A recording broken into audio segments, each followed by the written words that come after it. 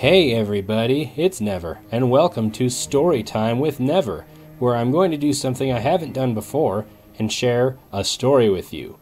So I'm in a guild on Emerald Dream, where we like to do some role play. Some of you might think that's kind of weird and dumb, and I get that, because I used to think the same thing. But once you get into it, it's actually kind of nice, and being sort of an amateur writer myself, I'm really interested in storytelling. And so I'd like to share some story that I've written with you to see if that's something that's interesting to the audience. If it is, I've got more that I can share. If not, then I can continue on with the same stuff I've been doing. This by no means means that anything like pet battles or whatever is going away. This is just expanding a little bit more and seeing what other things you guys might be interested in. So this is part of the backstory of one of my characters named Novalon. I like to have a good backstory for my character, especially with roleplay, so that I know where they came from and why they are the way they are, instead of just trying to make it up as I go. So I'm going to read this with you while we walk around the relative place, and I'll even do an RP walk, and I hope you enjoy. Novalon, Part 1, Mother. The familiar creaking of Mother's chair rocking woke Novalon with a smile on her young face. Sunlight cast a peaceful contrast in her room, and she lingered in bed a moment before sliding out, dressing, and going to the main room. A golden dawn was edging its way over the hills and summer trees of Eversong Woods out of the north window. Turning, Novalon saw the thick forest stretching out into shadow through the window to the south. Father's voice rang in her mind. "Don't you go to the dark woods, Nova. Stay up here where it's safe." She knew the dark woods weren't really dangerous. Her father just didn't want her to get lost, but she obeyed, and that pleased him. She liked it when Mother and Father smiled. Father said that she had gotten Mother's smile, and Mother said that she had gotten Father's light blonde hair. Mother began humming as she worked through knitting a bright blue something.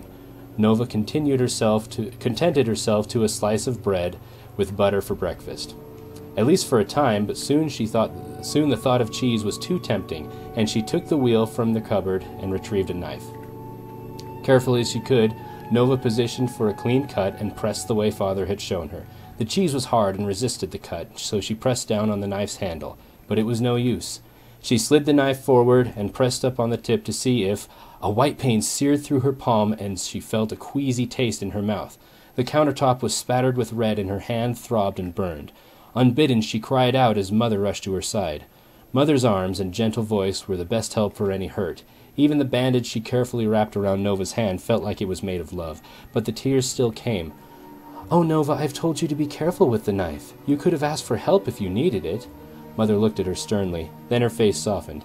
"Dear Nova, have I ever told you of the ravens?" Nova shook her head, rustling her hair into a mess against her mother's shoulder. Mother squeezed her tighter and began to sing. "Raven above, where do you come from? Raven on high, dark against the sky. Raven so wise, is the truth in your eyes. Raven, oh Raven, do you see me cry?" "The song is sad, Mother." "It's about being sad, Nova.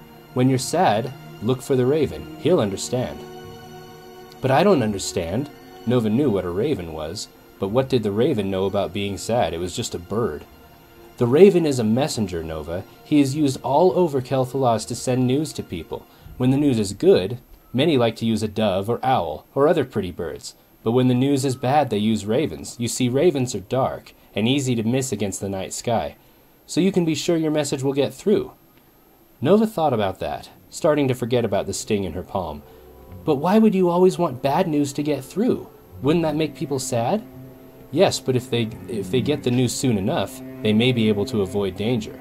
So news can keep us safe, and the ravens bring warnings. He knows what it means to bring sadness, so he knows how you feel. Isn't that a nice thought? That you're not alone?" "Yes," Nova said, finally grinning. It still hurt, but now it was only on the outside. Novalon Part 2, Father. The axe felt heavier with every swing, but Novalon willed herself to continue. It would be dark soon, and she had to finish quickly. Father would be by any minute with the wagon, and they still had to load before they could travel. She was not deep in the forest, but it was enough that she felt wary of any unexpected rustle in the leaves. The dark woods, as Father liked to call them, were like fire. It gave you warmth and light, but burned you if you were not careful. When she had been a little girl, Mother and Father had taught her well to respect the forest. It gave them their lives by giving wood to use and sell, but it could take life as well if one was careless.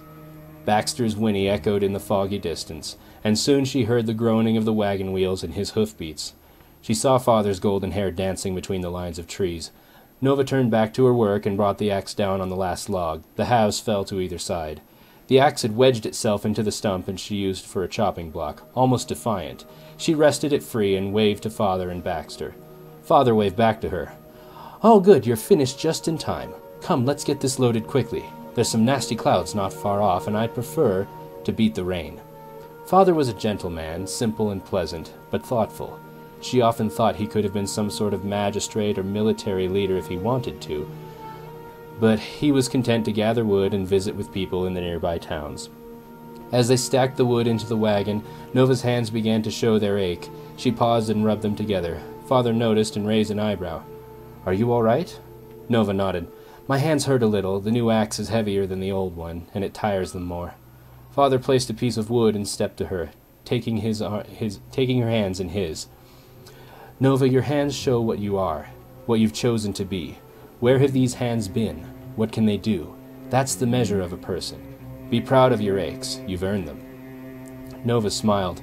Father had a way of turning words around and making her think of things differently. She looked at her hands and noticed the scar from when she had cut herself on the cheese knife when she was a little girl.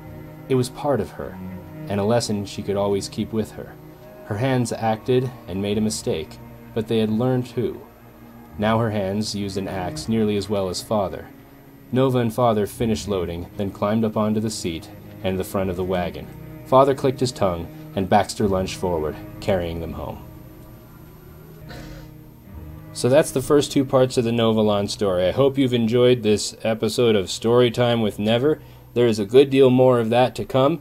Let me know in the comments what you think of it, if you like this and want to see more, or what other content you'd like to see. We're still going to continue with our regular battle pet stuff, and holiday stuff, and missiling things in the face stuff, so don't worry about any of that, but I thought some variety can't hurt. Please enjoy the video, share with your friends, and subscribe so you can see all the newest updates, including what happens to Novalon next, because things are about to get pretty interesting for her. Okay, thanks, bye!